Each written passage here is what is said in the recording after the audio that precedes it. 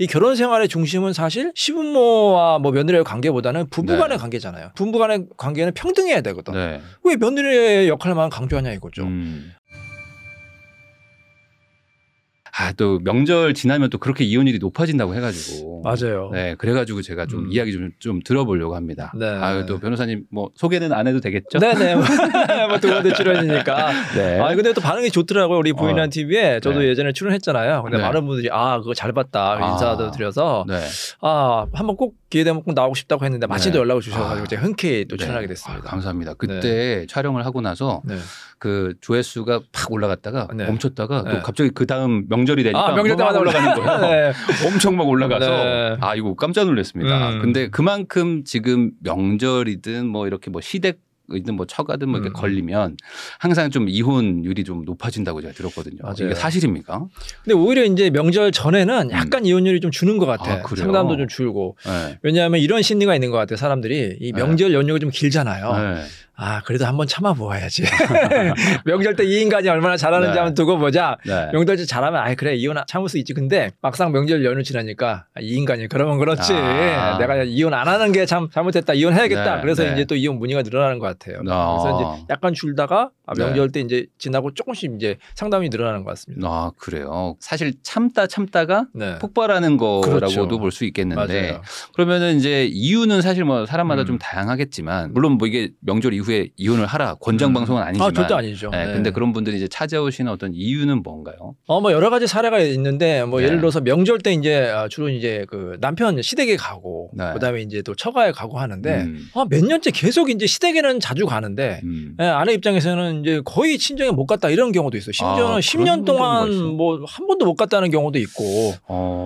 그래서 사람이 사실 제일 좀 분하고 억울할 때가 언제라고 생각을 하세요? 내가 정말 난 이거 분해 억울해. 그럼 언제일까요? 여러 가지 있겠지만 저는 뭔가 뭐 부모님이 엮이거나 뭐 그러면 좀 화가 날 것 같은데. 그럴 수도 있는데 가장 이제 분할 때가 언제냐면 이제 차별받는다고 느낄 때. 차별.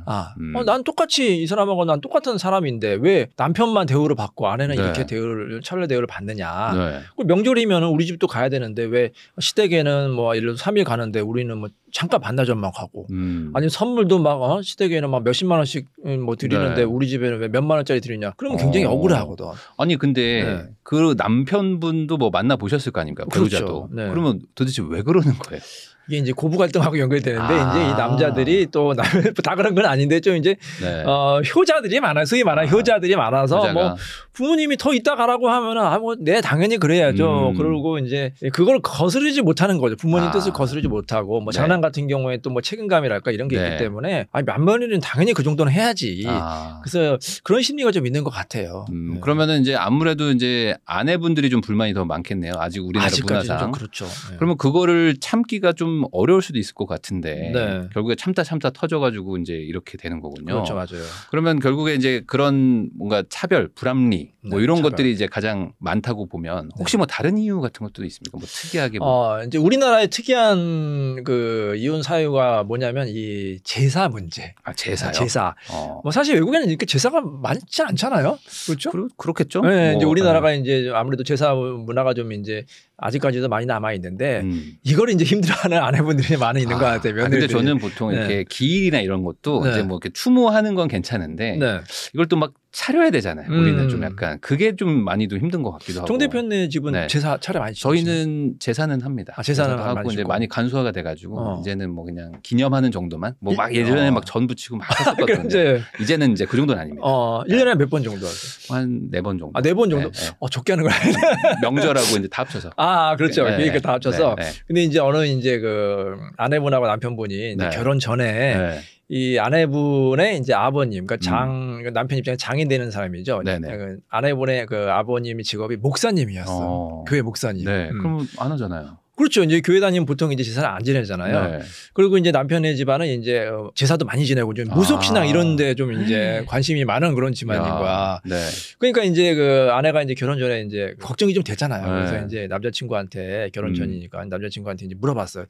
아니 오빠네 집안은 그렇게 제사도 많이 지내고 뭐 구속신앙도 많이 믿는데 네. 뭐 아시다시피 우리 집은 이제 기독교고 네. 아버님은 이제 아버지는 목사님인데 네. 이게 잘 맞게 내린 남자 걱정하지 말라. 절대 결혼만 하면 뭐 너 제사 안 해도 되고 교회 마음껏 다녀 이렇게 이제 얘기했는데 결혼하자마자 아니나 다를까 1년에 제사가 12번인 거야. 12번. 그리고 너 교회 다니지 마. 그리고 반드시 제사 참석해야 돼. 그러니까 아내가 얼마나 힘들었겠어. 네. 근데 또 남편이니까 그냥 어쩔 수 없이 참석은 했는데 네. 이제 그 종교적인 심령상 이게 절은 못하겠다. 절은 못한다. 절은 못하겠다고 이제 계속해서 버티니까 이제 시부모니 너 그러면 집에서 나가라. 그래가지고 진짜 나와가지고 뭐 이혼 결심한 그런 사건도 있었거든요. 그래요. 그러니까 아직까지 이제 이 제사 문제, 차례 문제 이런 것 때문에 좀 힘들어하는 경우가 또 이제 일을 많이 해야 되잖아요. 네. 뭐 아까도 뭐 전부치고 말씀하셨는데 그게 또 얼마나 힘듭니까? 아내 입장에서는 좀 시대가 바뀌어가지고 이 제사 문제 바뀌어야 되지 않냐 이렇게 좀 굉장히 좀 힘들어하는 분들이 있는 것 같아요. 지금. 네. 근데 그럼에도 불구하고 아직까지는 사실 뭐 제사도 많이 지내시고 그리고 뭐 나 죽으면 그때 없애라 이런 부모님들이 사실 아직 많기 때문에 맞아요. 그래서 아직까지도 이런 일들이 계속 일어나고 있는 것 같은데 특히 이제 2030 뭐 이런 분들은 제사에 대해서 되게 부정적이거든요. 그렇습니다. 근데 이제 나이 어떤 세대의 차이 때문에 아직 어떤 뭐 부모님 세대와 이제 젊은 세대들이 좀 많이 다르기도 한데 이 며느리의 도리를 안 한다는 게 뭐 어떤 이혼 사유 뭐 이런 게 되는 거예요. 이거 어떻게 아주 예전에는 사실 이런 것 때문에 소송도 많이 했고 아직도 많지만 또 법원에서도 아주 예전에 요즘엔 좀 안 그렇지만 예전에는 좀 약간 보수적인 그런 분위기가 좀 있잖아요. 그래서 며느리가 뭐 제사도 한 번도 안 지내고 뭐 시부모님한테 잘못하면 그것도 이혼 사유다 이런 이제 경향이 좀 있었어요. 예전에 요즘에는 이제 많이 바뀌긴 했지만 그래서 며느리로서의 도리 역할 이런 걸 강조했는데 요즘은 좀 바뀌고 있죠.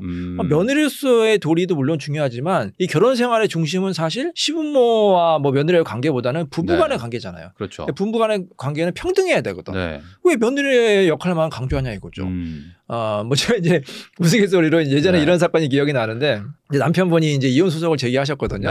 근데 이제 뭐 아내가 특별히 잘못한 게 없어요. 뭐 아내가 잘못한 게 없는데 이제 남편이 불만이 뭐냐면 이 시댁에 잘 못한다는 거예요.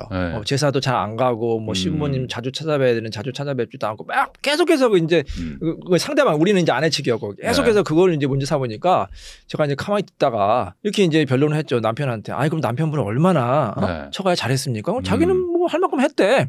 그러면 처가에 마지막에 언제 가보셨어? 딱 물어보니까 대답을 못해. 기억이 안 나는 거야. 한 5년 된 것 같아. 근데 아내가 이제 뭐 한 달에 한 번 가는 거 가지고 계속해서 불만을 제기하는 거예요. 이게 말이 안 되잖아. 그렇죠. 그래서 아직까지도 막 이거를 강요하고 뭐 이거를 문제 삼는 경우가 있는데 뭐 엄밀히 따진다면 이 며느리로서의 도리와 역할은 지금은 그렇게 중요하지 않다. 오히려 부부간의 어떤 그 역할이나 뭐 의무나 권리가 중요하지 이 며느리 사위로서의 역할은 물론 그것도 중요하긴 하지만 혼인 생활에서 뭐 이혼 사유가 될 만큼 그렇게 중요한 건 아니다 이렇게 생각이 됩니다. 그러면 저기 갑자기 궁금한 게 과거에는 어쨌든 뭐 며느리의 도리를 좀 따져서 뭐 이혼 사유다 이렇게 했다면 그때는 반대로 처가에 대해서 사위로서의 도리를 다 하지 않으면 또 이혼 사유였나요? 요즘은 그런 말이 아니었던 거 그런 거 별로 문제 안 삼았던 것 같아요. 근데 요즘에는 이제 그런 장서 갈등도 이제 연결되는데 이제 사위로서의 역할 이런 것도 이제 좀 강조되고 있어요. 근데 옛날에는 뭐 사위로서의 뭐 도리를 잘 못했다 그걸로 이혼한다 거의 못 들어본 것 같은데. 그래요. 아니 그러면은 그 장서 갈등이라고 이게 장모와 사위 간의 갈등도 요즘에 뭐 심해진다고 제가 들었거든요. 이게 어떻게 되는 겁니까? 이제 고부 갈등은 아시잖아요. 이제 뭐 옛날부터 이제 시어머니와 며느리의 갈등은 이제 정말 심했는데 이제 고부 갈등 때문에 이혼하는 경우도 많았는데 요즘에는 이제 고부 갈등이 좀 줄어들고 있는 것 같고 이제 장서 갈등이 좀 늘어나고 있는 것 같아요. 근데 사실 예전부터 뭐 미국이나 이런 서구권은 장서 갈등이 많았어요. 그래요? 뭐 고부 갈등은 별로 없었어. 뭐 이게 미국 영화를 봐도 막 뭐 시어머니하고 며느리랑 막 싸우고 그런 장면 거의 못 보셨죠. 그러게요. 근데 이제 가끔 이제 장모가 막 찾아와서 막 사위랑 막 이제 티키타카 하는 거는 가끔 있거든요. 그거 왜 그러냐면 이 아무래도 미국이나 서구권은 좀 이 여성의 그런 입김이 좀 셌잖아요. 세니까 이 여자네 부모님이 이제 사이가 탐탁지 않은 거야. 그래가지고 이제 뭐 와서 이제 잔소리도 하고 하는데 그게 우리나라에도 요즘에 이제 이런 현상이 이제 발생하고 있어요. 요즘에 딸이 얼마나 또 귀한 딸 아닙니까? 뭐 딸 하나 둘 있는데 뭐 귀하게 키워가지고 진짜 막 명문대 보내고 잘 나가는 딸이 이제 결혼 결혼을 시키려고 하는데 이 부모님 입장에서는 이 사위가 탐탁지 않은 거예요. 네. 우리 딸이 이렇게 훌륭한데 뭐 딸이 이제 남자친구라고 뭐 결혼한다고 데려왔는데 탐탁지 않은 거예요. 근데 딸이 좋다고 하니까 이제 마지못해 결혼을 했잖아요. 근데 결혼하니까 그렇게 잘 나가던 딸이 집에서 이제 맨날 설거지만 하고 있고 뭐 그렇게 있으니까 이제 속상한 거죠. 속상하니까 이제 뭐 혹시 이제 뭐 사위가 늦게 들어오거나 조금 잘못하면 그거 가지고 이제 또 사위를 또 이제 잔소리하고 또 구박도 하니까 또 사위 입장에서는 이거 못 참는다. 이 사위들이요. 자기의 그 어머니로부터 그동안 뭐 잔소리도 들어왔고 이제 아내가 잔소리하는 것까지 참는데 이 장모가 나한테 잔소리하고 구박하는 거 도저히 못 참겠다. 그건 또 달라요? 예, 다르다. 자존심 상하다. 그래가지고 이혼하겠다. 그런 경우도 굉장히 많아요. 그래요? 아니, 근데 왜 이건 못 참는 거죠? 왜 못 참는다는 거예요? 글쎄요. 뭐 그런 심리 가지고 있는 거 참을 수 있겠어요? 저희 장모님은 저한테 뭐라고 딱 뭐라고 안 하세요? 근데 만약에 막 뭐 어느 날 찾아와가지고 막 잔소리하고 혼낸다. 그러면 기분이 안 좋죠. 그러니까 옛날에 뭐 엄마가 나한테 혼내던 것도 싫었는데. 그렇죠. 이거는 좀 아니다. 차원이 좀 다르다 이렇게 생각하는 것 같아요. 그렇구나. 그리고 또 이 자존심들이 세지 않습니까? 또 우리나라 남자들 자존심이 센데 뭐 어머니와 친어머니하고 뭐 부인이 하는 거는 뭐 그런가 보다 이렇게 참는데 유독 이제 장모나 장인이 막 잔소리하거나 그러면 그거 굉장히 자존심 상해하시더라고요. 그래요? 그러면은 뭐 어떤 아까 말씀 잠깐 하셨지만 요 어떤 예시나 사례 같은 게 좀 있을까요? 딸이 이제 늦게 결혼을 해가지고 이제 아이를 낳게 되니까 이 장모님이 아예 딸 집에 들어와 사는 경우도 있어요. 들어왔구나. 아니면은 이제 바로 옆집에서 사는 경우도 있고 이제 아파트 한 동에 사는 경우 많이 있거든요. 그러면 아무래도 많이 부딪히게 되잖아. 그렇죠. 그러면 이제 사위 입장에서는 불편하지. 불편할 수 있죠. 근데 이제 장모님만 오시는 게 아니라 좀 있으니까 장인어른도 자주 오시고 처제도 자주 오고 처형도 자주 오니까 이렇게 표현을 하세요. 우리 집은 처갓집에 점령당하고 있어요. 내가 쉴 공간이 없어요. 그래서 뭐 어렵게 이렇게 삐지기를 들어가는데 뭐 한여름에도 이제 옷도 제대로 못 벗고 이제 불편하게 있는데 아까 말씀드렸듯이 이제 조금이라도 잘못하면 이제 구박이 시작되는 거지. 뭐 늦게 들어오면 왜 이렇게 늦게 들어왔냐. 그리고 또 생활비 많이 들잖아요. 사위가 제일 듣기 싫어하는 소리가 아니 그렇게 쥐꼬리만 한 월급으로 우리 딸 고생시키는데 어떻게 할 건가. 그런 말 들으면 이제 못 참는 거죠. 정서방 좀 앉아보게. 그렇죠. 이러면 이제부터 이제 골치 아파지는 거죠. 그렇죠. 그런 거구나. 그러면 이게 자연스럽게 아이를 아무래도 양육을 해야 되는데 양육 문제. 맞벌이도 많이 하고 뭐 아무리 뭐 휴직이 있더라도 아무래도 좀 아이 양육은 좀 처갓집의 도움을 많이 받잖아요. 그렇죠. 엄마들이 마음 좀 편해야 되니까. 그러다 보면 자연스럽게 이제 가까이 살게 되면서 예전과는 조금 다르게 이제 장서 갈등도 조금 심각해졌다. 많이 부딪히니까. 물론 이제 고맙죠. 고맙지만 이제 장모님 뭐 장인어른이 고맙지만 또 이게 너무 또 간섭을 하면 왜 이렇게 간섭하시지? 좀 불편하다. 그런 경우가 많이 있는 것 같아요. 그럼 반대로 이혼까지 뭐 가려다가 뭐 해결되는 그런 케이스라면 이제 떨어져서 살아야 되는 건가요? 이게 저는 그게 맞다고 봐요. 그래요? 이 장서 갈등이나 고부 갈등이 심하면 좀 당분간은 떨어져 지내라. 뭐 아이 양육도 물론 중요하지만 결국에는 혼인 생활이 깨지면 안 되잖아요. 그러니까 이를 들어서 아이 양육은 뭐 장모님이 아니더라도 뭐 이렇게 도우미 아줌마를 좀 부른다든지 아니면 그런 방법을 해결해야지. 계속해서 부딪히게 되면 이게 결국 악화되거든요. 악화되면 뭐 이혼하냐 안 하냐 그런 결과까지 가니까 저는 좀 떨어져 있는 게 낫다. 근데 갑자기 궁금한 게 그러면은 이제 사실 장모님한테 불만을 갖는다는 것 자체가 아내의 엄마잖아요. 그렇죠. 그럼 이게 여기서 벌써 이미 아내분은 저한테 막 바로 그냥 막 불꽃 튀고 막 바로 그냥 반발을 할 것 같은데 그러니까 해결이 잘 안 되는 부분 아닌가요? 그렇죠. 이게 어떻게 해야 돼요? 왜냐하면 이제 고부 갈등 같은 경우도 우리 판례에 나와 있거든요. 고부 갈등이 심해서 이혼하면 누구 책임이냐? 이게 뭐 시어머니 책임도 아니고 며느리 책임도 아니고 남편 책임이다. 그래요? 남편이 중간에 중재를 잘못했기 때문에 고부 갈등이 심해진 거다. 이렇게 이제 법원에서 봐요. 그럼 반대로 말하면 장서 갈등도 결국 장모와 사위의 잘못보다는 중간에 아내가 역할을 잘못했다 이렇게 볼 가능성이 높다는 거죠. 아내가 중간에서 조율을 잘해야 되잖아요. 예를 들어서 뭐 자기 어머니가 계속해서 자기 남편을 구박을 하면 제지를 해야죠. 엄마 그러지 마. 우리 남편 잘하는데 왜 그래? 그렇게 하고 혹시 남편이 어머니한테 잘못하면 당신이 어머니한테 그렇게 하면 안 되지. 이렇게 중간에 조율을 잘해야 되는데 그냥 가만히 있거나 아니면 이제 보통 또 엄마 편을 드는 경우가 많이 있거든요. 그렇겠죠. 그러면 남편은 서운하죠. 나 혼자 뭐냐 왕따 당하는 거다. 틀린 말 했어? 이러면 이제 끝나는 거잖아요. 그러면 이제 완전 갈라서는 거죠. 근데 사실 이게 웃을 수만은 없는 얘기인 게 이게 처음 시작은 좀 이제 가볍게 시작했다가 이제 감정 싸움 들어가는데 이제 가족이 엮이면은 완전히 그냥 큰 싸움 생겨가지고 이제 더 이상 돌이킬 수 없게 될 것 같기도 한데 이게 부부 싸움이 이게 이 양 집안 싸움 되는 게 뭐냐면 재밌는 게 뭐냐면 신혼부부들이 막 싸우잖아요. 그러면 이제 그 아내는 또 엄마 편 든다고 했잖아요. 그럼 이제 아내가 자기 이제 엄마한테 전화를 해요. 엄마 이서방이 나 때렸어. 뭐 김서방이 뭐 어쩌고저쩌고 했어. 뭐 그러면 이제 당장 달려옵니다. 가까이 사니까 달려와가지고 자네가 네가 우리 딸 뺨 때렸다며 그럴 수가 있냐 그러면 또 남편이 자기 본가에 어머니 전화해요. 장모님 장인어른 오셔서 나 이렇게 구박하는데 어떻게 할까 그러면 그래 잠시만 기다려. 근데 오시는 거예요. 그래요. 장인 장모 야밤에 시아버지가 그냥 양 집안 싸움 돼가지고 진짜 막 서로 몸싸움까지 막 멱살 잡고 그런 경우도 있었어요. 그래요? 돌이킬 수 없는 거죠. 야, 그런 정도까지 가면 이혼을 하긴 해야 될 것 같은데 오히려 그 정도까지 가서 이게 잘 마무리되지 않을 것 같기도 한데. 그래서 부부 싸움은 부부 자체 내에서 해결해야 되지 절대로 이제 부모님한테 뭐 이르거나 그러면 안 된다. 그렇죠. 사실 그게 당연한 건데 아무래도 좀 아까 말씀하신 것처럼 갑자기 너네 식구 불러? 그럼 나도 불러. 이런 게 될 것 같아서. 부모님뿐만 아니라 또 뭐 처제 뭐 여기 뭐 시동생 다 와가지고 막 장난 아니에요. 근데 이게 사실 부부 관계가 사실 싸우다 보면은 막 어쩔 수 없이 막 가족들한테 막 연락하고 막 하소연하다 보면 또 이제 일이 커지니까 오해가 커지는 거죠.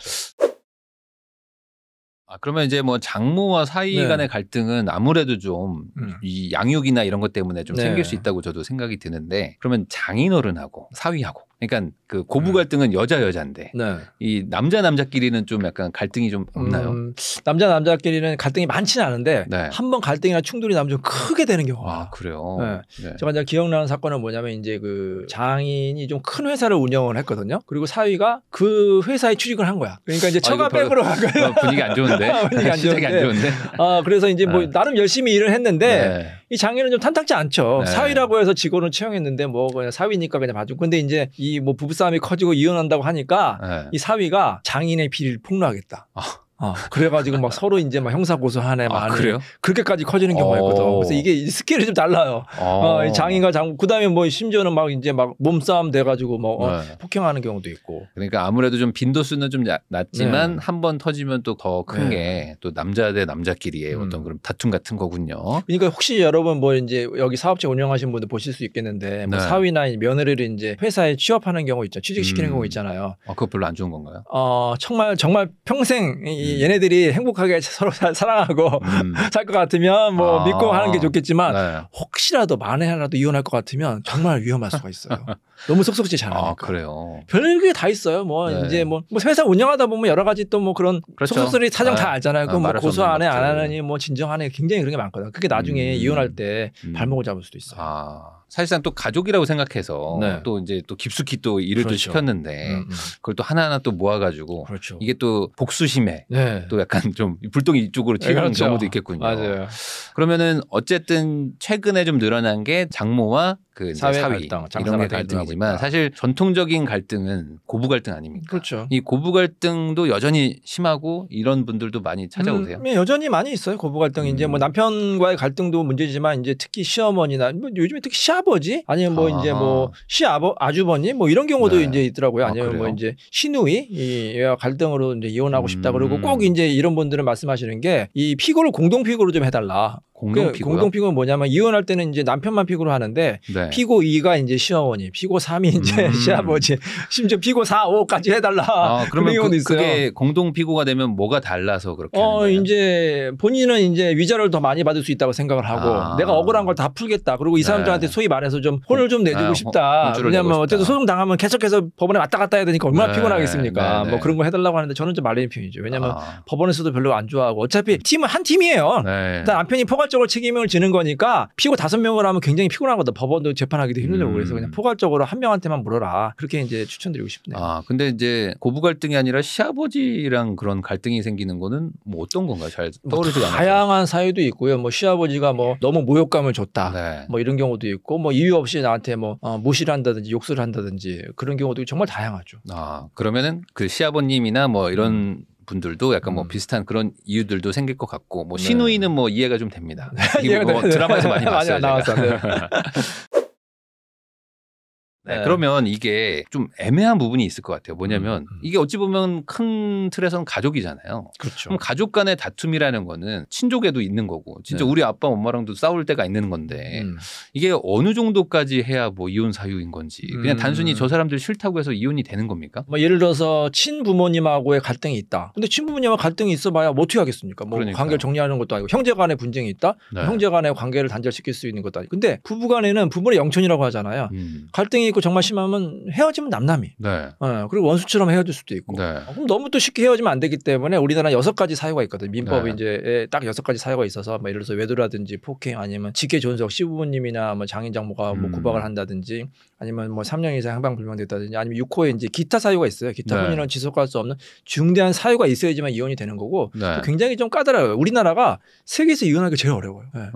미국이나 이런 데 보면은 뭐 영화 보면 쉽게 이혼하잖아요. 걔네들은요 한 1년만 별거하면은 그냥 이혼이 돼요. 그걸 파탄주의라고 하거든요. 파탄만 돼요. 근데 우리나라는 그것만 가지고는 이혼이 안 되고 상대방이 어떤 뭐 외도나 폭행이나 이런 이혼 사유가 있어야 되고 그걸 또 입증을 해야 돼. 입증을 해야 돼요. 그래서 이제 소장 받으면 이제 이게 피가 거꾸로 솟는다 이렇게 표현하거든요. 저 사람이 이혼하려면 나를 공격을 해야 되잖아. 나쁜 사람 만들어야 되잖아. 그리고 막 치밀하게 증거도 준비하고. 그러면 이게 막 그냥 불불 그냥 끓거든. 그래서 그냥 사이가 이 정도 냉랭했던 부부가 이혼 소송하면 원수처럼 진짜 되는 거예요. 그렇게 헤어져요.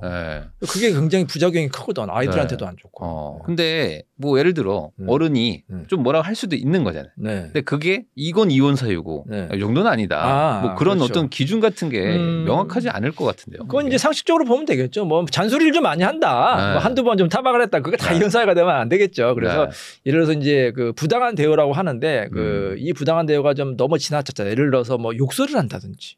욕을 하는 거는. 그 정도는 우리가 인용될 수 없죠. 아니면 뭐 폭행이라도 가벼운 폭행을 했다. 예를 들어서 시어머니가 화가 나서 며느리의 뺨을 한 2-3번 정도 때렸다. 어쨌든 뺨 때리는 것도 폭행이라고 보거든요. 그래요? 그것까지 인정이 안 돼서 그건 이혼 사유가 될 수 있다는 거죠. 그 정도는. 그러니까 이건 결론은 이제 상식적인 선에서 판단이라고 봐야 되겠네요. 그리고 중요한 게 증거가 남느냐 안 남느냐.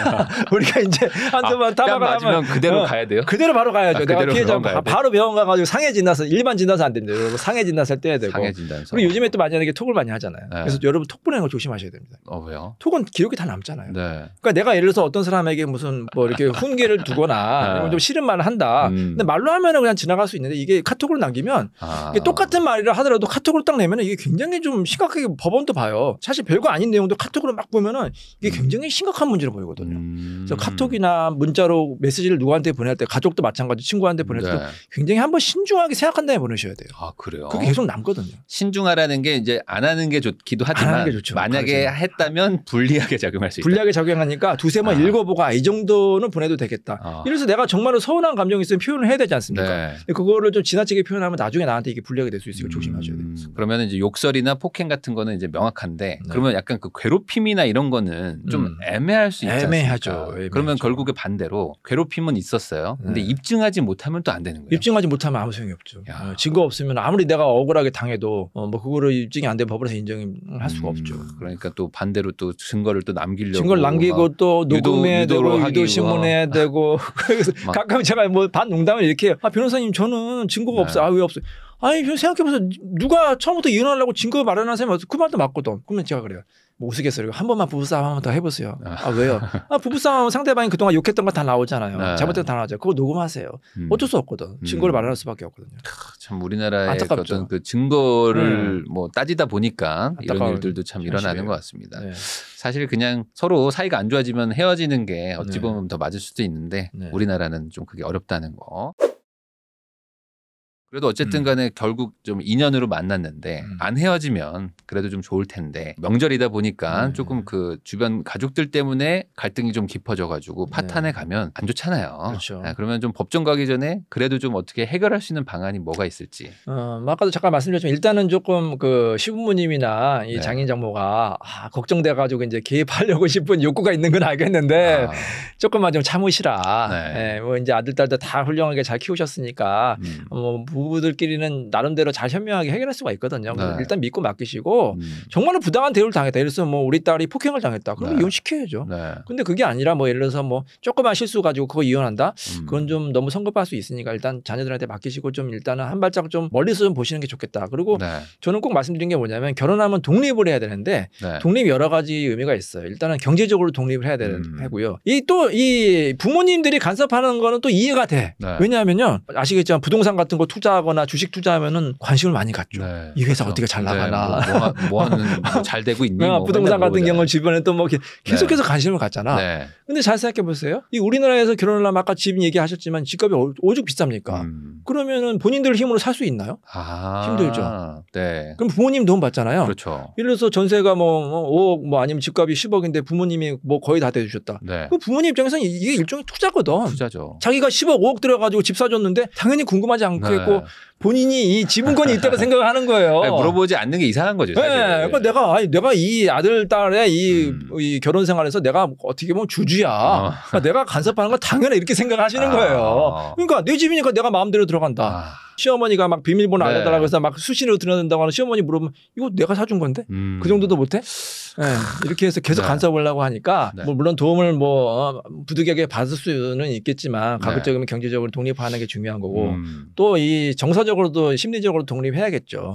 물리적으로도 좀 멀리 계시는 게 좋고요. 물리적으로. 네, 너무 가까이 있으면 또 좋은 점도 있지만 단점도 있습니다. 그러니까 물론 이제 가까이 지냈다가 잘 지내시면 계속 가면 되지만 이제 뭐 부딪힌다. 그렇죠. 그러면 무조건 제일 좋은 건 좀 떨어져 있어라. 떨어져 있어야 되는 게 뭐 심리적이든 물리적이든 떨어져 있는 게 그래도 좀 해결할 수 있는 뭐 첫 번째 단계다라고 보면 될 것 같은데 아마 이 영상이 지금 그 설날 연휴에 올라갈 거거든요. 저희가 이때 또 왜냐하면 또 돌아오시는 길에 그렇죠. 아니면 내려가시는 길에 한 번 더 참으시라고 제가 이렇게 좀 배치를 할 건데 어찌됐든 간에 명절 때는 스트레스를 받잖아요. 이래나 저래나 가족들끼리 우리 부부만 있다가 또 이제 다른 분들 만나면 스트레스 받게 되는데 그런 분들한테 이혼 전문 변호사시지만 그래도 이혼을 좀 막겠다는 취지로 어떤 조언을 해주실 수 있을까요? 그렇죠. 일단은 저는 꼭 말씀드리고 싶어요. 결혼 생활을 잘하는 부부들의 특징을 보면은 조금 약간 이타적인 분들이 많은 것 같아요. 내가 그래 좀 희생할 수도 있지, 양보할 수 있지 그런 생각을 가지면 조금 이제 스트레스도 덜 받고 상대방도 굉장히 좀 만족해하거든요. 근데 어떤 분들이 좀 많이 힘들어하시냐면 자기애가 강하신 분들이 많이 있죠. 자기애 좀 약간 좀 심하게 말하면 이기적인 분들이 내가 손해 보는 것 같아. 내가 왜 그 이렇게 처가에 이렇게 많이 지원을 해줬을까? 내가 왜 이런 부당한 대우를 당해야 될까? 내가 왜 결혼했지? 이렇게 후회하시는 분들이 꽤 있거든요. 그래서 이왕 결혼을 했으면 좀 양보하는 게 지는 게 이기는 거다 생각하시고 상대방을 존중하고 그러면 오히려 상대방도 저 사람이 알거든요. 저 사람이 그래도 많이 양보했구나. 이번에 내가 좀 양보를 해야지. 그래서 뭐 따뜻한 말 한마디도 더 하게 되고 그래서 근본적인 마음 생각을 그래 내가 결혼했으니까 이 정도는 할 수 있지. 내가 좀 양보하지 이런 생각을 좀 했으면 좋겠습니다. 변호사님의 조언을 좀 많이 참고하셔가지고 돌아오시는 길에 좀 싸움 좀 안 하시고 화해하시길 바랍니다. 결혼도 뭐 혼인 테크, 뭐 이혼도 이혼 테크라고 이제 표현할 수가 있는데 자산 갖고 있는 사람이 옛날에는 갑이었는데 요즘에는 자산을 갖고 있는 사람이 을이 됐죠. 상대방이 청구한 사람이 갑이 된 거예요. 이혼 전문 변호사 이인철 변호사님과 지금 이야기를 나누고 있는데요. 사실 요즘에는 그 또 경제적으로 되게 침체도 오고 그리고 또 뭐 자산 시장도 뭐 안 좋아요. 그러다 보니까 이제 금전적인 어떤 경제적인 문제 같은 것 때문에 이혼하는 분들도 좀 늘어났을 것 같기도 한데 어떻습니까? 이게요 재밌는 게 경기가 막 좋아져도 거기에 따른 또 이혼 사유가 있고. 그래요? 경기가 나빠져도 또 가정 경제가 나빠져도 거기에 대한 이혼 사유가 또 있는 것 같아요. 그래요? 경기가 좋을 때는 이혼 사유가 뭐가 있어요? 그 좀 이해가 안 가시죠? 어떻게 보면 자 경기가 막 좋으면 이렇게 생각해 볼게요. 예를 들어서 남편이 갑자기 막 사업이 너무 잘 돼가지고 아내도 마찬가지 돈을 많이 벌게 됐어. 돈을 많이 벌면 일단 뭐를 할까요, 사람들이? 뭐 투자도 하고 뭐 집도 사고 막 하겠죠. 그게 굉장히 건전한 생각이고. 아니요. 일단 일확천금을 뭐 로또가 당선됐다 이런 사람 아니면 사업이 갑자기 대박 났다 그러면 좀 그거를 막 쓰고 싶어하는 경우. 그래서 막 슈퍼카 몇 대 사고, 그다음에 이제 막 골프 여행 매일 가고, 뭐 비싼 뭐 술집 가고 막 그런 경우도 있거든요. 밖으로 도는구나. 밖으로 도죠. 그렇죠. 이제 평소에 가정적인 사람도 막 밖으로 나가서 사람들 막 만나기 시작해. 그러면 사람들을 만나다 보면 이게 또 여러 가지 일이 생기는 거야. 이 코로나 때 이혼율이 확 줄었어요. 그래요. 왜 줄었냐면 사람들이 밖으로 안 나가니까. 못 만나니까. 뭐 사건 사고 안 생겨. 집에만 있으니까 뭐 집에서 그냥 뭐 부부가 그냥 사소하게 싸우는데 뭐 그건 이혼까지 안 하거든. 그렇죠. 그 정도 가지고. 어차피 내일 또 보면 또 화해하고. 내일 또 화해하고 뭐 특별히 뭐 두 부부가 이제 문제가 있지 않아요. 근데 이제 이게 밖으로 나들면 뭐 동창회도 나가고 뭐 친구들도 만나다 보면 또 이제 뭐 또 이성도 만나기도 하면서 또 뭐 아니면 늦게 들어오기도 하고 또 유흥을 좋아하는 사람도 있고 이게 별별 이 케이스가 다 생기거든. 그런 경우에 좀 이혼하는 경우가 있는 것 같아요. 경기가 막 확 좋아지거나 갑자기 돈을 많이 벌면 그런 경우가 꽤 있어요. 근데 이제 반대로 또 그러면 경기가 나빠지면은 또 왜 이혼하냐? 그것도 이해가 잘한 것이죠. 네. 생활비를 일단 줄입니다. 생활비를 줄이죠. 사업이 어려우면 남편이 생활비 이번 달은 못 주겠어. 그럼 아내가 이제 잘 참다가 좀 어렵다. 뭐 남편이 좀 구박을 하거나 뭐 예를 들어서 뭐 욕설을 하거나 뭐 심지어 외도를 해도 참다가 생활비가 끊기면 찾아오시더라고요. 그래요. 당장 이거 먹고 살아야 되는데. 네. 아이들도 학원도 보내야 되고. 네. 근데 남편 명의로 뭐 집도 있고 재산은 있어. 네. 그러면 이제 아시잖아. 이혼하면 저거 위자료 재산분할 받을 수 있는데 이렇게라도 또 양육비도 받을 수 있으니까 생활비도 끊겼으니까 이제는 이혼해야 될 때인가 보다. 그래서 이혼 결심하는 경우가 있어요. 아니 근데 좀 제가 이제 남자 입장에서 그럴 수도 있지만 이제 또 힘든 상황인데 힘든 상황에서 좀 같이 이겨내가자 이런 의도였을 텐데 그게 아니에요. 안 되겠다. 안 주니까 우선. 왜냐면 좀 달라고 하면 되잖아요. 안 주나. 안 주니까. 끝까지 안 주나 보죠. 뭐 몇 번 이제 주는 경우도 뜨문뜨문 주는 경우도 있고 이게 정기적으로 안정적으로 줘야 되는데 이제 뭐 남편 입장에서는 일단 사업이 우선이라고 생각하는 거지. 사업을 살려야겠다. 아니면은 이제 뭐 아내가 또 이혼 준비하는 거를 미리 눈치챌 수도 있고 그래서 이제 미리 끄는 걸 수도 있고 그래서 여러 가지 이유 때문에 안 주는데 생활비 끊기면 이제 아내가 이제 그거 많이 참는 거 못 봤어요. 그래요. 물론 이제 그 남편은 또 서운하죠. 아니 뭐 이렇게 힘들다고 생활비 몇 번 안 줬다고 이혼을 해? 좀 그거 좀 참아야지 같이 극복해야지 그렇게 생각할 수도 있죠. 서운하다고 생각하는데 또 아내 입장에서는 당장 또 학원비도 필요하고 뭐 생활비가 많이 드는데 생활비 끊기면 안 되겠다. 현실적인 면을 보는 거죠. 그러니까 뭐 달라고 해봤는데 도저히 줄 사람이 아니다라고 생각하니까 그렇게 하셨겠죠. 맞아요. 근데 저는 인스타인가에서 막 봤거든요. 집값이 막 올라가고 자산이 막 상승할 때 그때 떨어지기 전에 이혼해야 되겠다. 자산 가치가 떨어지기 전에 이혼해야 된다. 이런 생각으로 이혼하는 경우도 있다고. 굉장히 그분들은 이제 재테크나 이런 쪽 관심이 많은 것 같아요. 왜냐하면 이게 소위 말하는 이제 결혼도 뭐 혼인 테크, 뭐 이혼도 이혼 테크라고 이제 표현할 수가 있는데 이혼 테크도 뭐 소위 말해서 잘하려면은 최대한 자산이 높을 때 해야지 많이 받겠죠. 그래요. 왜냐하면 집 같은 경우에도 이제 아파트 같은 게 KB 시세로 하거든요. KB 시세요. KB 시세. 이제 아시잖아요. KB 시세로 하니까 KB 시세가 높을 때 해야지만 많이. 예를 들어서 뭐 서울에 집이 있는데 KB 시세로 현재 집값이 뭐 10억이다. 근데 이게 점점 떨어지면 KB 시세가 약간은 늦게 반영되더라고요. 현실보다. 조금 늦게 반영되는데 어쨌든 내년 지나면 9억이고 내후년이면 8억이면은 10억의 절반이면 내가 5억을 받을 수 있는데 내후년이면 4억을 받는 1억이 확 깎이잖아요. 야, 그러면 요즘 같은 분위기에 완전히 지금 급냉되면서 막 내려간 데가 아직 KBC에서 반영이 안 됐거든요. 아직 안 됐죠. 그럼 예를 들어 KB는 10억인데 막 지금 거래는 막 7억에 돼요. 그럼 어떻게 되는 거예요? 좋은 지적이 있어요. 이게 괴리가 발생하고 있어요. 지금 이혼 재판 실무에서 이게 좀 문제긴 한데 괴리가 발생을 해. 이게 부동산이랑 엮이네. 엮이죠. 항상 부동산은 항상 어디나 엮이는 거예요. 그래서 이게 법원에서는 KBC세 기준하니까 남편 재산 얼마입니까? 그럼 남편은 지금 KBC세 지금 뭐 10억인데요. 근데 실제로는 이거 8억에도 안 팔립니다. 실제로는 8억이나 7억으로 계산해 주세요. 근데 아내 입장에서 무슨 소리입니까? KBC세대로 해주세요. 그러면 10억과 8억이 괴리가 생기는 겁니다. 그럼 법원에서도 이게 참 난감한 문제거든요. KBC세를 기준해야 되는지 현 시가를 기준해야 되는지. 그럼 뭐 감정을 따로 하는 것도 아니고. 뭐 필요할 경우는 감정을 따로 할 수 있는데 감정비가 또 장난 아니에요.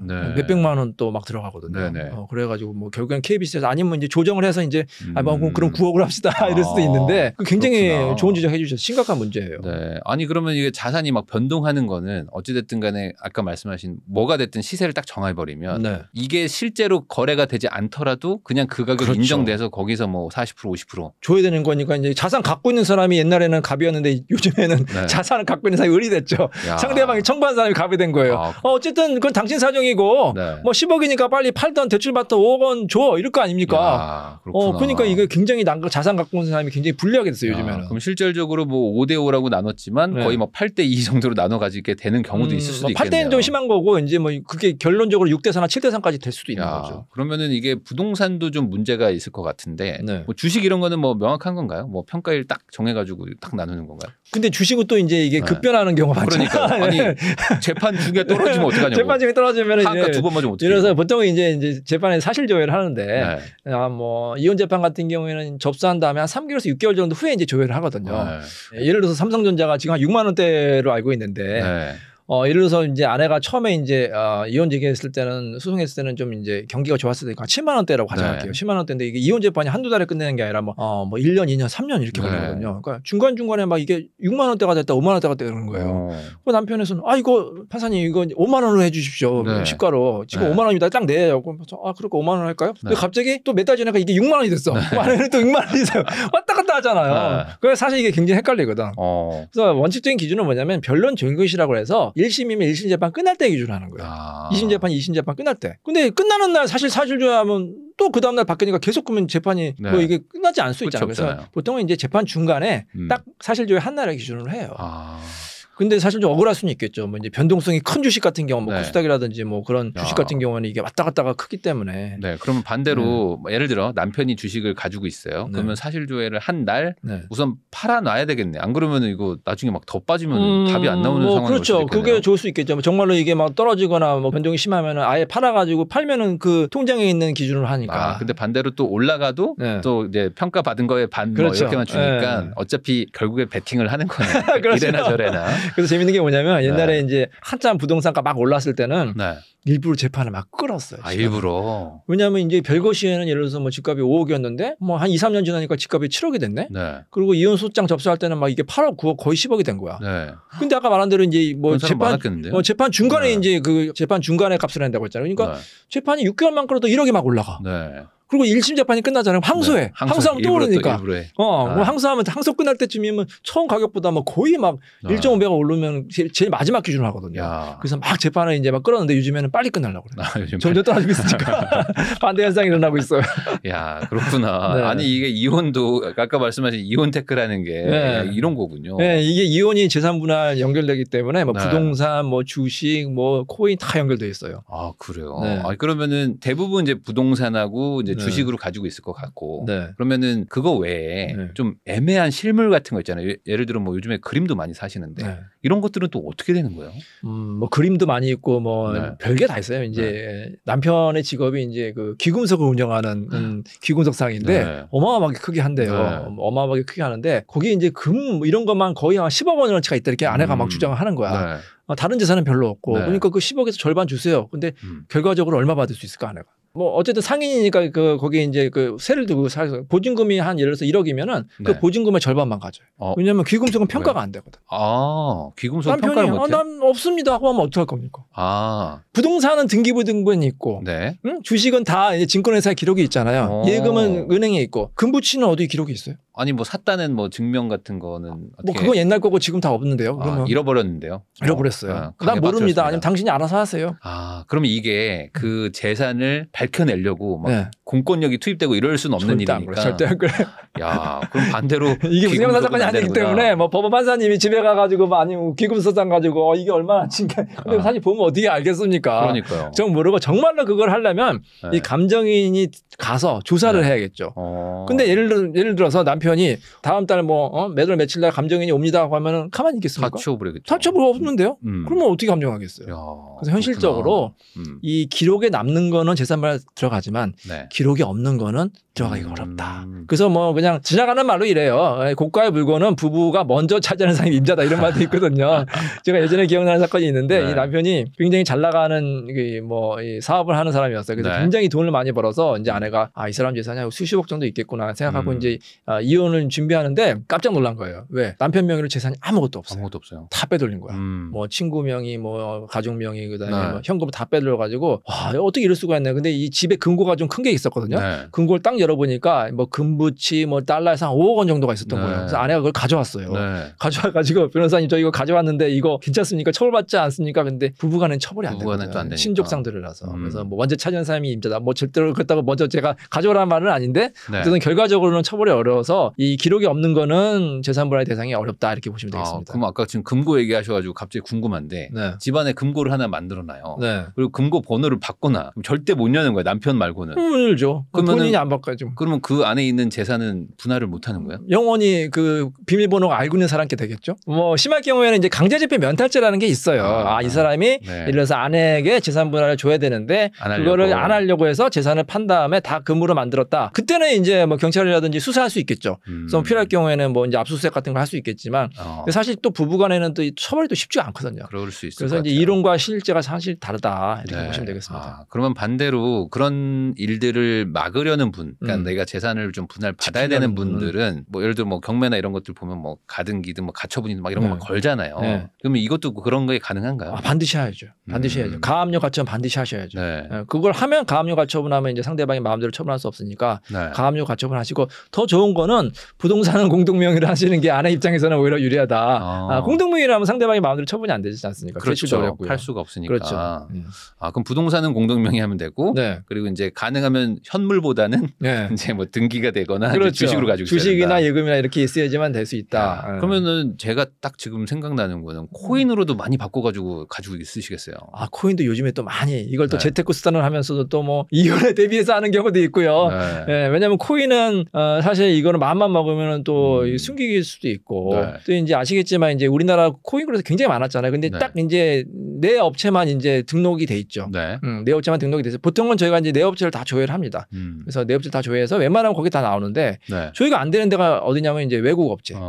외국 업체는 네. 또 조회가 안 돼서 또 외국으로 다 빼돌리는 경우도 있고 물론 그러면 안 되겠지만 그렇게 또 이제 장난을 치는 경우가 있어요. 네. 그럼 어떻게 되느냐? 상대방이 외국으로 빼돌리기 전에 빨리 사실 조회해야겠죠. 예를 들어서 뭐 업비트라든지 물산 네. 같은데 조회하면 사실 조회하면 주민번호만 알면은 다 이 사람이 뭐 얼마 있느냐, 네. 뭐 비트코인을 갖고 있느냐, 뭐 이더리움 갖고 있느냐 그런 게 이제 얼마 유권돼 있는지 알 수가 있거든요. 그래서 빨리 조회를 한 다음에 그거를 이제 들어가야지. 그게 이제 타이밍을 놓치면 안 돼요. 이 사람이 예를 들어서 그거를 업비트에 뭐 비트코인이 뭐 이런 것이 있었는데 그거를 팔다든지 아니면 뭐 바이낸스나 이런 데로 옮겼다? 네. 그럼 바이낸스 같은 데 조회가 안 되거든요. 그래서 굉장히 좀 나중에 난감할 수가 있기 때문에 해외로 나가는 순간 사실상 어렵다. 해외로 나가서 나 다 잃어버렸다. 막 이렇게 변명하거든요. 네. 그렇게 되면은 사실상 좀 재산 분할은 좀 찾기가 어렵다. 그래서 근데 그런 건 있지 않을까요? 뭐 추정치가 있을 텐데 네. 증거 자료를 내 가지고 네.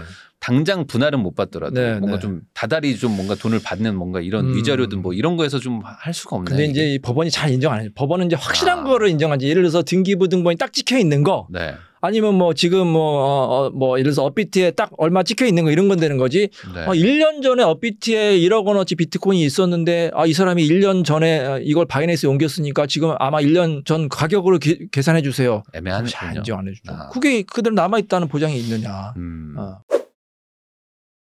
그러면 또 많은 분들이 아마 궁금해하실 수 있는 게 그런 것도 있잖아요. 혼인 기간이 얼마냐에 따라서 뭐 못 받고 받고 막 이런 게 있는데 네. 뭐 의견이 막 분분하더라고요. 막 네. 서로 싸워요. 막 그래서 5년 넘으면 뭐 150%고 뭐 10년 넘으면 그때부터 100% 뭐 별의별 얘기가 있던데 좀 명확하게 좀 정리 좀 해주시죠. 이렇게 보시면 돼요. 이제 부부가 혼인 이후에 같이 공동으로 노력해서 번 재산은 거의 5대5다. 그렇게 보시면 되고 물론 이제 약간 기여도는 차이가 날 수 있겠죠. 남편이 거의 대부분 사업을 하고 아내는 그냥 가정주부였다. 하면 아직까지 우리나라는 좀 돈을 실제로 번 사람의 기여도를 높게 평가해서 뭐 6대4 정도 될 수가 있는데 근데 이제 원래 이 재산이 남자 재산이었다. 아니면 아내 쪽 부모님이 물려준 재산이다. 네. 이런 경우 특유재산이라고 하거든요. 네. 얼마 전에 그 유명한 판결 나왔잖아요. SK 사건. 네. 그래서 맞아요. 뭐 그게 특유재산인데 재산발 대상이 되느냐 안 되느냐 굉장히 이제 핫한 논쟁이었죠. 논쟁이 있었죠. 이제 어쨌든 우리 가정법원에서는 결론적으로는 회사 주식에 대해서는 이제 남편의 특유재산이다. 그래서 아내의 재산 분할을 인정 안 했는데 여기에 대해서도 이제 뭐 항소했기 때문에 또 결론이 어떻게 될지 두고 봐야 되는데요. 하여튼 그만큼 논란이 많은 문제입니다. 그래서 이제 이게 주식이냐 아니면 부모님한테 물려받은 거냐 결혼 전 재산이냐 그렇게 보시면 되고요. 뭐 이제 SK 사건은 워낙 특이한 사건인데 일반적으로 보면요. 결혼 전 재산이나 부모님한테 물려받은 재산도 한 10년 정도 지나면 재산 분할 대상이 되더라고요. 그래요? 대략 10년 정도 되면. 그렇다고 해서 뭐 50% 되는 건 아니고 한 10%부터 시작해서 많으면 20에서 30% 정도 재산 분할 될 수가 있는데 이것도 이제 기여도를 적극적으로 입증하는 게 좋아요. 말로만 그냥 내가 기여했습니다 얘기 안 되고요. 뭐 제가 이제 예전에 진행한 사건 중인 경우에는 이제 시부모님한테 이제 건물을 물려받았어요. 뭐 수십억짜리 건물을 물려받았는데 며느리가 그 건물을 직접 가서 관리를 했어요. 세입자 관리도 하고 뭐 청소도 하고 막 그래가지고 제가 그럼 청소하는 거 사진 한번 가져왔어요. 그래서 막 계단 청소하는 거를 법원에 냈거든요. 그리고 이제 장부 같은 것도 내고 세입자 진술서 내고 하니까 이 기여도를 조금 더 인정받았어요.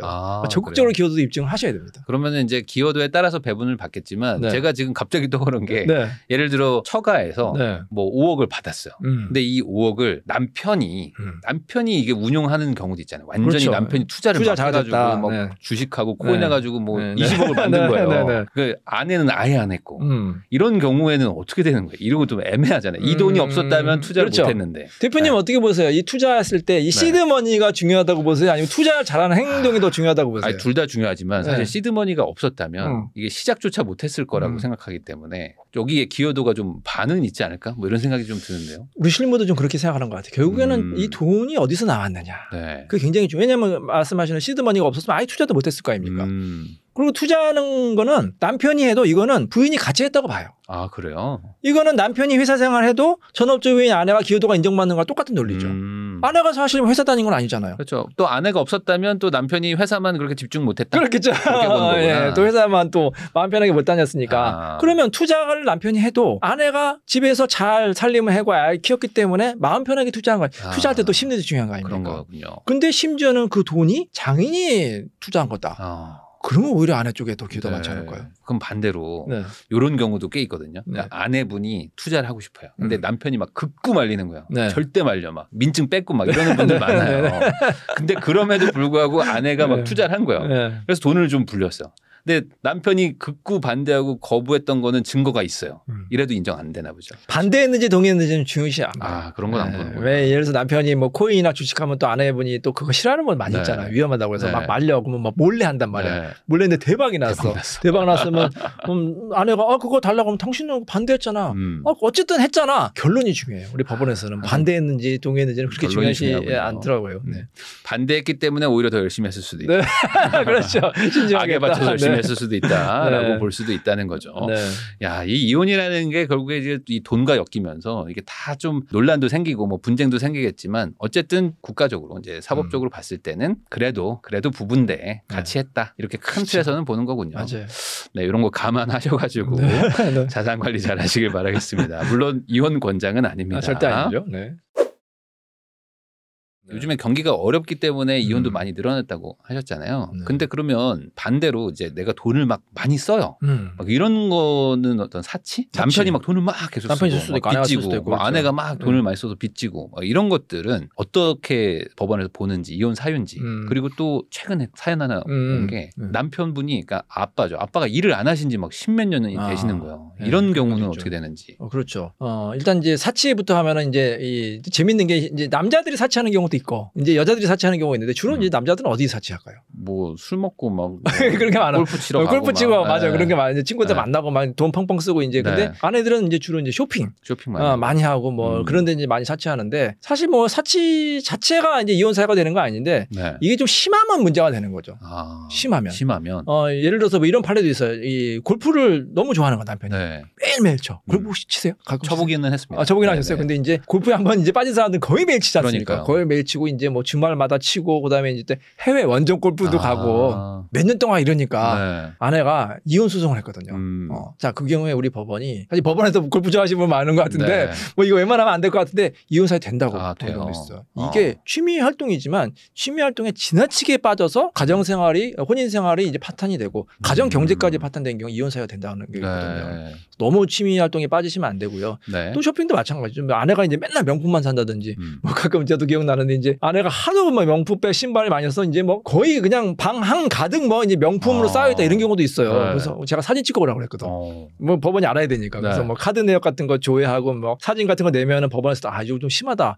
이혼해라. 그리고 이게 재산 분할에서도 이게 또 문제가 돼요. 왜냐하면 사치하고 호화하면은 이게 또 재산 분할의 기여도가 그 사람은 줄어드는 거야. 너는 맨날 사치만 했잖아.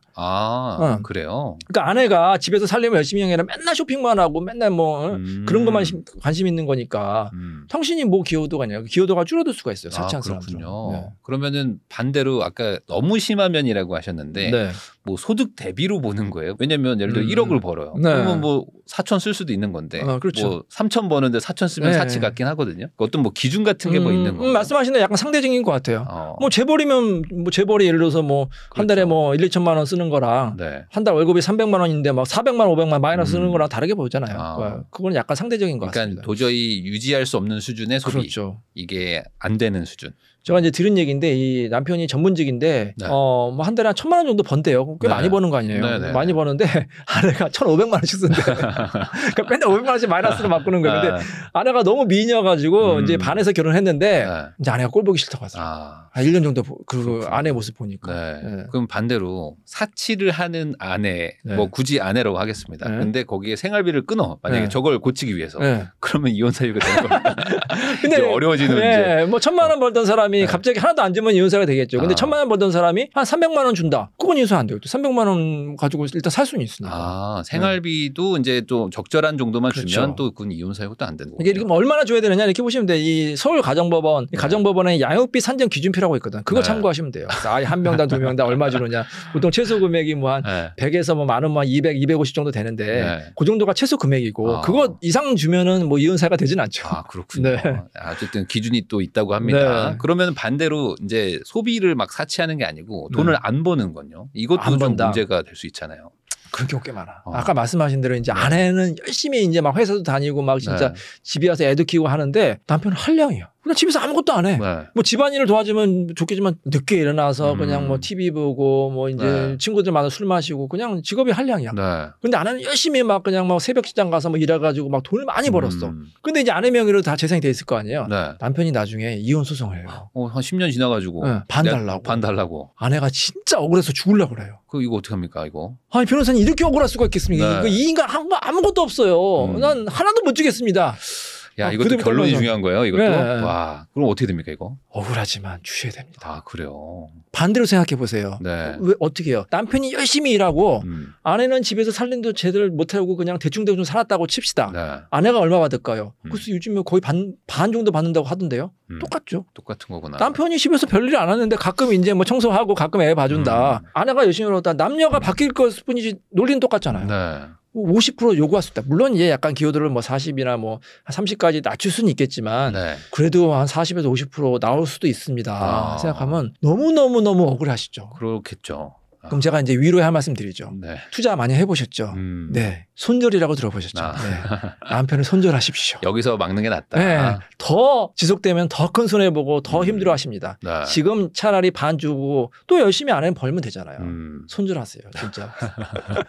뭐 그게 뭐 길게 보면 또 나을 수도 있는 거죠. 그러면은 이제 사실 이혼 중에 또 부동산 쪽에서 이혼하시는 분들이 위장 이혼 이런 것들 좀 하시는 분들이 좀 있어요. 특히 이제 지금은 조금 좀 나아졌을 텐데 예전에 이제 주택수 가지고 막 중과하고 할 때는 막 일부러 막 나눠서 재산 분할은 또 그 명의를 그냥 쉽게 바꿀 수 있는 거잖아요. 그러다 보니까 이제 그렇게 하는 경우도 있는데 요거 법적으로 당연히 문제는 되죠. 작년 재작년에 문이 많았습니다. 위장 이혼 하고 싶다고. 부동산값이 막 오르는 대로 막 많이 온 것 같아요. 요즘에 좀 많이 안 오신 것 같아요. 부동산값이 많이 안 오르니까. 왜냐하면 이제 집을 하나 꼭 사고 싶은데 아니면 이미 샀는데 세금이 너무 많이 나온다. 그래서 좀 이혼을 좀 하고 싶다. 아니 왜요? 이혼하면은 이제 따로따로 이제 세대가 따로따로 분리되니까 세금이 이제 중과가 안 된다. 그래서 이혼하시는 분들이 이제 많이 있었어요. 근데 뭐 엄밀히 말하면 위장 이혼하면 안 되고요. 근데 위장 이혼도 법적으로는 이혼하고 똑같아요. 합의 이혼인가요? 그러면? 그냥 합의했으면 합의 이혼이고 재판했으면 그냥 이혼이고 법원에서 뭐 합의 이혼할 때 당신은 뭐 왜 이혼합니까? 자세히 안 물어보거든. 그래요? 이혼한 거고 그러면 똑같은 뭐 해도 되나? 근데 이게 있겠죠. 법적으로 똑같은 이혼이기 때문에 다른 사람이 마음을 돌려도 어쩔 수가 없습니다. 예를 들어서 위장이 했는데 저 그거 봤어요. 그거 본 것 같아요. 남편한테 갑자기 뭐 어떤 뭐 여자친구가 생겼다. 남편이 나 이 여자랑 결혼할래? 원래 아내가 막을 수가 없다는 거죠. 아니 이거 위장 이혼이잖아. 위장 이혼하고 남편이 이게 위장 이혼 증거 있어? 증거가 없구나. 또. 증거 없잖아요.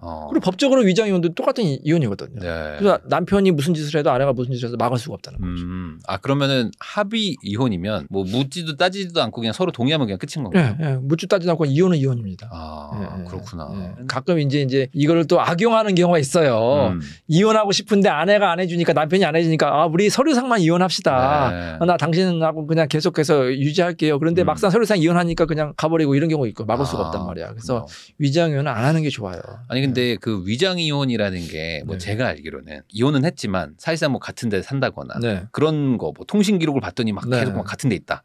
이래가지고 위장 이혼인 걸 막 밝혀내고 막 그러던데. 그렇죠. 근데 이혼하고 나서 사이좋게 지낼 수도 있는 거 아닌가요? 근데 그건 또 그렇게 안 보나 보죠. 이제 뭐 국세청에서 가만히 있겠습니까? 이게 이제 뭐 제가 물어봐. 도대체 세금 얼마나 뭐 매도가 아끼는 경우도 있더라고요. 매도를 뭐 안 낸다. 그래서 뭐 이제 이혼하는 경우 있는데 근데 이혼하는 부부가 갑자기 고가의 주택을 이제 이렇게 나눴는데 한 집에 살고 있다. 그럼 국세청에서 보통 어떻게 할까요?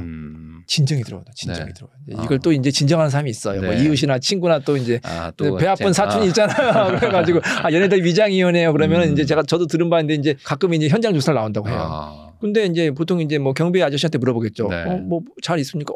그 부부들 잘 살고 있어요. 네. 그러면 이제 걸리는 거죠. 그런 거에서 걸리는 거구나. 그러면 이게 어쨌든 합의 이혼이니까 법적으로 문제는 없는 거죠. 법적으로는 그냥 이혼. 예, 법적으로는 이제 이혼인데 나중에 부작용이 생길 수 있다. 그렇게 생각하시면 되겠습니다. 이거 세금 몇 푼 아끼려다가 정말 더 큰 걸 잃을 수 있다. 그러면 결국에 이제 우리나라는 이혼하기가 되게 어려운 나라이기도 하고 이혼할 때 아까 말하는 한량한테도 막 돈을 줘야 된다. 나라다 보니까 이혼을 어쩔 수 없이 해야 되면 하겠지만 가능하면 이혼 안 하고 잘 사는 분들을 만나는 게 제일 좋잖아요. 근데 그러려면은 이제 잘 걸러내야 될 텐데 그럼 연애하면서 이런 사람들은 좀 피해야 된다.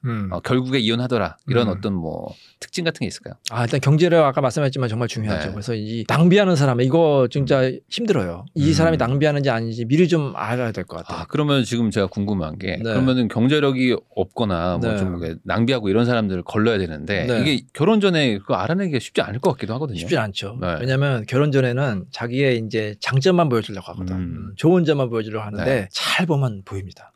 잘 보면 보이고 특히 언제 많이 보이냐면 결혼 준비하기 그 막판 있잖아요. 막판에 딱 나와요.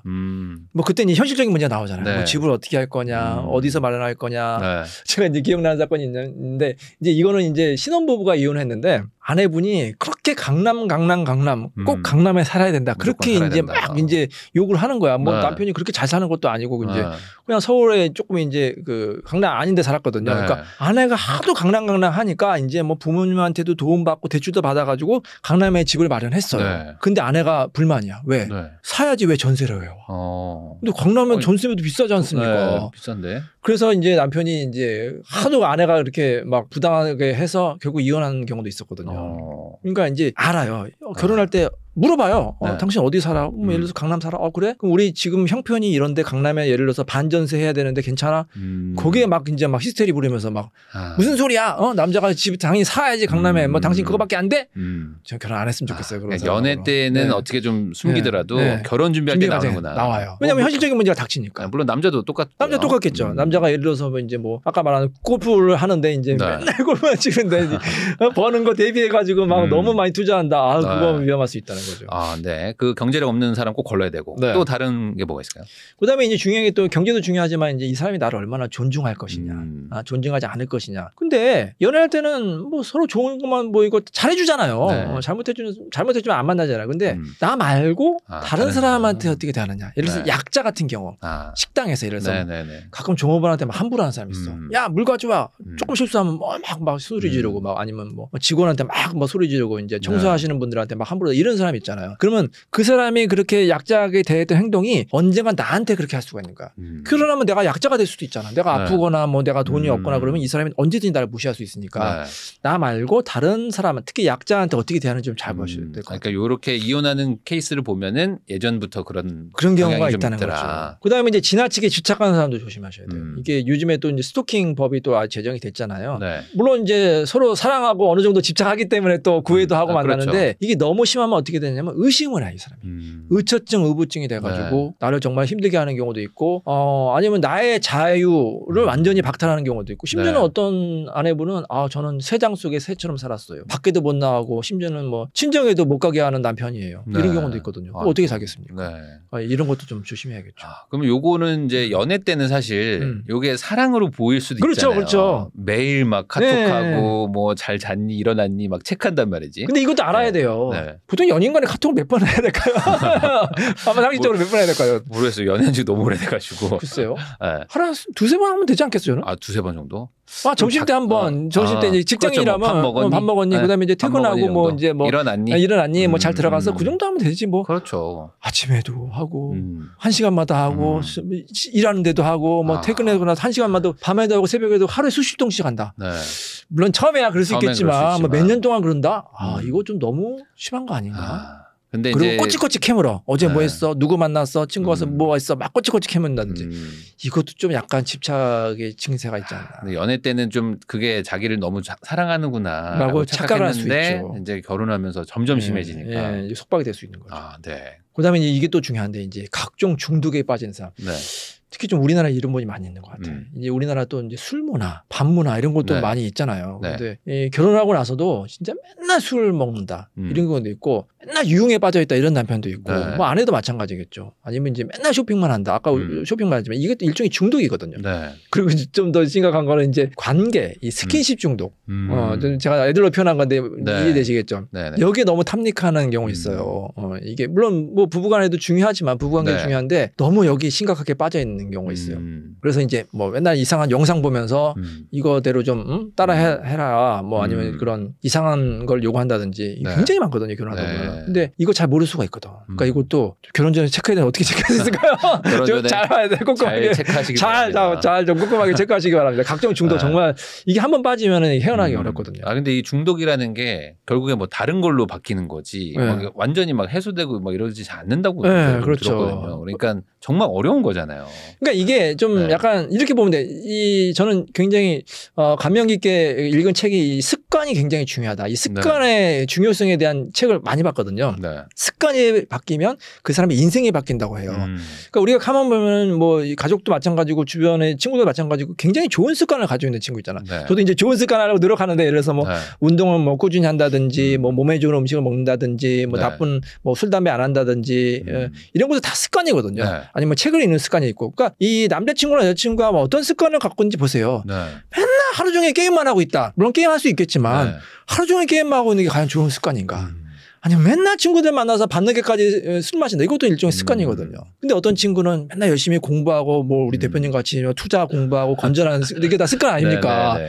이게 다 나중에 쌓여가지고 재산도 형성될 수 있고 좋은 뭐 이게 인격이 형성될 수도 있거든요. 굉장히 이 사람이 어떤 습관 갖고 있는지가 아주 중요한 것 같아요. 그러니까 그 루틴한 습관이 좋은 사람을 만나야지 맞아요, 이제 맞아요. 미래도 또 네. 도모할 수 있다. 맞아요. 네. 그리고 뭐 가장 안 좋은 거는 폭력이죠. 손찌검하고 폭력적이고 욕하고 네. 이제 뭐 처음부터 이제 뭐 연인간에 뭐 폭력하는 사람 많지 않겠지만 이게 또 보이거든요. 조금 화났다고 해서 막 갑자기 물건을 던진다든지 네.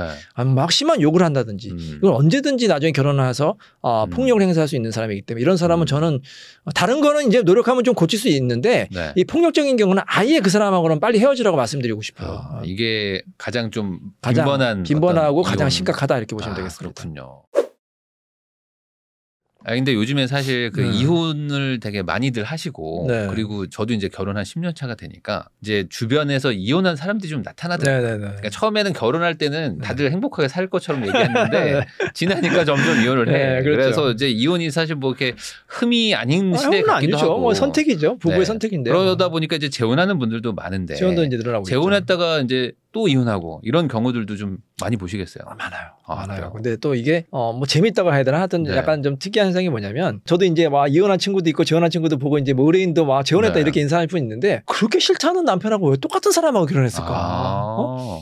저 여자 난 저런 여자랑 절대 안 만나요. 근데 생긴 것도 비슷하고 성격도 비슷하고 그러니까 사람이 이상형이 크게 안 바뀌는 것 같아. 내가 어쨌든 있구나. 처음에 초혼할 때도 이 사람이 뭐 이런 외모가 마음에 들고 이런 네. 성격이 마음에 들어서 결혼했잖아요. 네. 재혼도 또 비슷한 사람. 거의 또 그래요. 그럼 또 비슷한 이유로 싸우고 똑같은 이유로 이혼해요. 희한해요. 비슷한 사람과 결혼해서 네. 비슷한 이유로 싸우고 비슷한 이유로 이혼한다. 그리고 또 하는 말이 있어. 내가 재수가 없어서 이런 사람 만나서 이혼한다. 근데 그분도 저는 좀 습관이 잘못된 게 있구나. 이것도 습관이야. 자기가 이혼하면은 예를 들어서 뭐 자기가 잘못해서 이혼한 경우 있잖아요. 근데 자기는 다 피해자라고 생각하시거든. 다 네. 상대방이 나쁘다고 생각하는데 제가 보기에는 우리 좀 본인도 좀 그러니까 습관이 잘못된 것 같은데 잘못된 행동이 있는 것 같은데 그러면 똑같이 행동을 하거든. 재혼해도 똑같은 행동하면 이게 안 바뀌면은 뭐 혼인 생활이 행복하게 되겠습니까? 네. 또 똑같은 이유로 이혼하시더라고요. 그래요. 네. 그러면 결국에 본인의 잘못도 많다라는 거군요. 그렇죠. 근데 문제는 그걸 모르니까 망각하고 또 네. 하고 그럼 또 이혼하고 또 사모하고 또 헤어지고. 그러니까 이제 정말로 이제 가족이 사실 가족이나 친한 친구가 있으면은 얘기를 해줘야 될 것 같아. 얘기해줘야 돼요. 너 아들아 아니면 뭐 친구야. 사실 내가 얘기는 안 했는데 좀 기분 나빠도 들어봐. 너는 내가 보기에 조금 이런 거는 고쳤으면 좋겠어. 좀 애들러서 이제 표현을 하면 너는 예를 들어서 조금 너무 이렇게 폭력적이고 너무 좀 약간 성격이 좀 그런데 약간만 고치면 결혼 생활 잘할 수 있을 것 같은데 재혼 전에 한번 이렇게 좀 충고를 해주는 게 그 사람 위하는 거죠. 그러니까 보통 친구나 부모님 말을 좀 들어야 돼. 맞아. 대부분 네.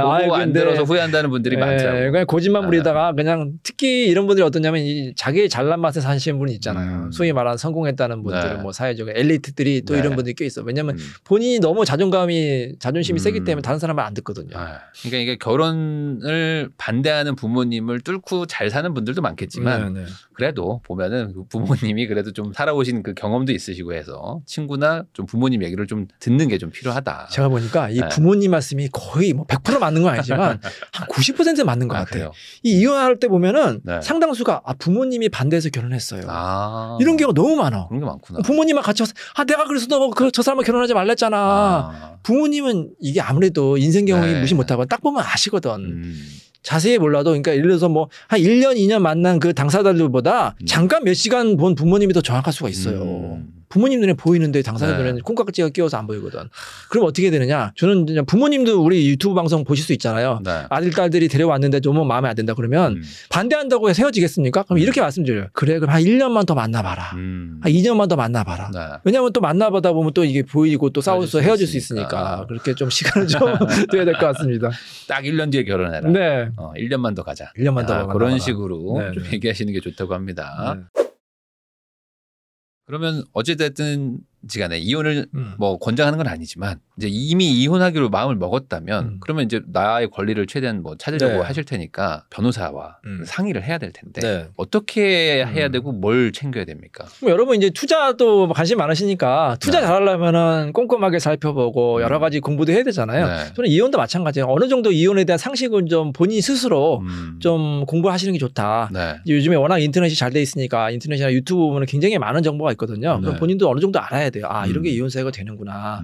증거는 뭐가 있어야 되는구나. 그 재산은 또 어떻게 분할하는구나. 그런 걸 좀 공부하신 다음에 그다음에 이제 혼자 하시는 경우도 있지만 저는 가급적이면 전문가의 도움을 받는 게 좋다. 꼭 뭐 저를 찾아오시라는 말씀은 아닌데 전문가를 찾는 게 좋다. 우리가 몸이 아프면은 본인이 아무리 의학 지식이 해박해도 의사 찾아가는 건 똑같거든요. 왜냐하면 스스로 이혼 소송을 하면은 이게 뭐 내가 뭐 법률적인 지식이 좀 없는 것도 문제지만 가장 힘든 게 뭐냐면 자기가 너무 스트레스를 받는다는 거. 사실 만약에 변호사들도 막 이혼 전문 변호사도 아마 자기가 스스로 안 할 거야. 다른 사람에 맡길 거야. 왜냐하면 자기 사건은 너무 이게 스트레스 받거든. 그러니까 내가 스트레스를 좀 내려놓고 냉정하게 침착하게 전문가한테 맡긴다 이렇게 생각하시는 게 맞고요. 그래서 조금 비용이 들다 하더라도 이제 전문가를 찾아가서 도움을 받는 게 좋아요. 본인 소송은 본인이 굉장히 아마 힘드실 거예요. 이제 법률적으로 뭐 여러 가지 힘들고 뭐 용어도 힘들고 그런 절차도 힘들지만 그거보다 더 힘든 거는 내가 스트레스를 너무 받기 때문에 힘들기 때문에 전문가를 이제 찾아가서 도움을 받는 게 좋다. 그리고 뭐 가급적이면 한 번만 찾아가는 게 아니라 두세 번 정도 찾아가세요. 그럼 본인이 느낌이 올 거예요. 그래서 이 변호사는 좀 내 말을 잘 들어주고 뭔가 나랑 통하는 건데 재밌는 게 뭔지 아세요? 이 의뢰인들이 본인과 비슷한 변호사 찾아간다. 본인이 막 성격이 막 이렇게 좀 급하시고 그러면은 또 막 빨리빨리 처리하고 그런 급한 변호사 찾고 좀 뭐 이렇게 뭐 세워라 내가 지금 하면 또 그런 변호사 찾고 약간 비슷해요. 사람이라는 게. 그래서 자기랑 좀 성향이 좀 맞는 변호사 찾아가는 게 맞는 것 같고요. 그다음에 이제 이 변호사가 좀 어느 정도 경험이 많은지 또 어느 정도 좋은 성과를 냈는지 그런 것도 꼼꼼하게 좀 살폈으면 좋겠습니다. 무조건 또 이긴다. 그러면 좀 조심해야 될 것 같아요. 사실 아무리 쉬운 사건도 무조건 100% 이기는 사건 없거든요. 그럼 이긴다의 기준이 뭔가요? 그러니까 어떤 분은 변호사님 승률이 어떻게 되세요? 그렇게 물어보는데 뭐 예를 들 거예요. 예를 들어서 뭐 내가 친구한테 돈 받을 게 1억 원이 있었는데 1억 원 청구했는데 9,900만 원 받았어요. 승소인가요, 패소인가요? 그 정도면 승소 아니에요? 법원에서는 이건 또 일부 승소, 일부 패소다. 그렇게 봐요. 1억 원 다 안 받았으니까. 뭐 이게 승소인지 패소인지 애매하거든. 이혼도 이혼 청구했는데 위자료를 10억 청구했는데 위자료가 7억, 8억이 나왔네? 승소인가 패소인가 애매하거든. 그러니까 이게 승소, 패소라는 건 딱 구분이 되기 어렵고 정말로 저는 이렇게 봐요. 의뢰인이 어느 정도 만족을 하고 사건이 잘 해결되면 그게 이제 결국에는 잘 해결된 거다. 이렇게 보시면 되고요. 그래서 꼭 뭐 승률을 사실 뭐 따지기도 어렵고 뭐 그거를 이제 구체적으로 내가 뭐 100% 승률이 있습니다. 그건 사실 말이 안 되고요. 그래서 승률 이런 거보다는 이 변호사가 얼만큼 많이 경험이 있고 사건 잘 해결했는지 의뢰인의 말을 잘 듣고 최선 다했는지 그거를 한번 보시고 이 말하다 보면 알아요. 말하다 보면 알고 정말로 나는 100% 이깁니다. 그러면 이렇게 약정을 하세요. 제가 하나 팁을 드리면 변호사님 100% 이깁니까? 확실합니다. 저한테 무조건 오세요. 그러면 제가 예를 들어서 받을 게 10억인데 변호사님 제가 이기면 그러면 변호사님 30% 드릴게요. 대신 착수금 없이 해주세요. 맞는지 안 맞는지. 안 맞죠. 어려운 사건. 착수금 없으면 또 안 해요? 안 하죠. 착수금은 예를 들어서 정말로 변호사가 자신 있으면 네. 어려운 사건 같은 경우 진짜 어려운 사건이 있으면 성공 보수를 높여주세요. 난 착수 안 받겠습니다. 아니면 착수금 최대한 깎아드리겠습니다. 그럼 맞겠습니다. 그러면 그건 자신 있는 거죠. 근데 그러면 이제 그래요? 그럼 저는 안 맞습니다. 그러면은 그건 자신이 없다는 거죠. 네. 그런 것도 한번 네. 좀 알아보시면 좋을 것 같습니다. 네네. 네, 그러면 사실 그동안 수많은 이혼하는 부부들을 만나보셨고 또 사실 또 그러다 보면 또 반대로 이렇게 해야 또 행복한 결혼을 하는구나라는 것도 또 깨달으셨을 것 같은데 마지막으로 네. 또 이제 우리 이혼을 준비한다기보다는 네. 그냥 네. 하루하루 살아가는 이 많은 네. 부부들한테 조언 한마디 해주시죠. 우리가 이제 결혼한 이유가 행복하려고 결혼을 한 거잖아요. 네. 행복하게 결혼을 했는데 내가 결혼하기 전보다 좀 불행하다, 행복하지 않다고 하면은 그때는 한번 진작에 이혼을 고민해봐야 될 것 같아요. 네. 근데 무조건 이혼하시라는 게 아니라 이것도 한번 고민해보세요. 그럼 내가 이혼하면 정말 행복하게 살 수 있을 것인지. 행복할 자신이 없으면 지금 이혼하면 안 되겠죠. 준비를 더 철저히 하셔야겠죠. 네. 그리고 이 행복이라는 것도 결국에는 혼자만 행복한다고 행복하는 게 아니거든요. 예를 들어서 자녀가 자녀하고 너무나 행복하게 지내는 모습 아니면 장인 장모님이나 시부모님이 그래 이서방 아니면 우리 며느리 최고다 이렇게 칭찬하면서 맛있는 거 먹으면 거기서 이제 행복을 얻어야 될 것 같아. 네. 우리가 이제 소확행이라고 하잖아요. 네. 저도 요즘 많이 깨닫는데 다른 것보다 이 가족들하고 이제 식사하면서 서로 덕담하고 그때 이게 딱 보면은 참 행복하더라고요. 그게 네. 거창한 데서 찾고 또 너무 이 행복 이 즐거움에 또 탐닉하는 경우가 있어요. 네. 각종 즐거움에 찾으면서 근데 그렇게 찾다 보면은 또 이제 혼인 생활이 파탄이 될 수 있고 하니까 가족 내에서 이제 소소한 행복을 찾으면서 상대방 얘기도 많이 들어주고 상대방도 존중하고 그러면 네. 누구나 행복한 결혼 생활 할 수 있을 거라고 생각이 듭니다. 네, 이렇게 대한민국 부부의 멘토이시죠. 이인철 변호사님을 모시고 말씀을 나눠봤습니다. 이 시간 내주셔서 영상 봐주신 구독자분들한테 다시 한번 또 감사의 말씀을 또 전하면서 지금까지 저는 내 집 마련부터 건물주까지 부익남TV의 부익남이었습니다. 변호사님 오늘 나와주셔서 감사합니다. 감사드립니다. 네. 안녕히 계세요.